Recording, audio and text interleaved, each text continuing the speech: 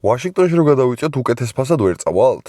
ანუ რატომ მიშვებ ძმაო ის ჩემი ვაკაცები წავიდნენ ვაშინგტონში და მაგრა დაგროსეს ძალიან. ერთი $500 ვერ მოამატებინებ რო რამე? არ ვიცი რატო გვეკითხებიან მძღოლები მსგავს კითხვებს, არ ვიცი რატო ეპარებათ ეჭვი ჩვენს კომპეტენციაში ამ საკითხთან, იმიტომ რომ 3 წელი აგვი დისპეჩერი ვარ, ვიცი ეს საქმე, როგორ უნდა ვივაჭრო ეგეც ვიცი და სად უნდა გავუშვა მძღოლი ეგეც ვიცი. ეხლა დაუბრუნდეთ იმ კითხვას, რომ ვაშინგტონში რო გავუშვა მანქანა, კი მეც დაგროსავ ამ კვირაში, მაგრამ სამაგიეროდ შემდეგ კვირაში ცუდი RPM-ი გექნება, შეიძლება კალიფორნიაში მანქანა მოახვედრო, მაგრამ იგივენაირად დაგროსავ, რასაც ისце სიარულით და შუაში სიარულით დაგროსავდი რა. კი მესმის კომპანიის მძღოლებისთვის ამას მნიშვნელობა არ აქვს, მაგრამ ჩვენ დისპეჩერები ვართ, კომპანიისთვისაც უნდა ვიფიქროთ, ჩვენი თავისთვისაც უნდა ვიფიქროთ და მძღოლებისთვისაც უნდა ვიფიქროთ. ასე რომ ვაშინგტონში წასვლა იმიტომ იხდის ფულს, რომ იქიდან ტვირთები არ გამოდის. ანუ გამოდის, მაგრამ ძალიან დაბალ ფასში გამოდის.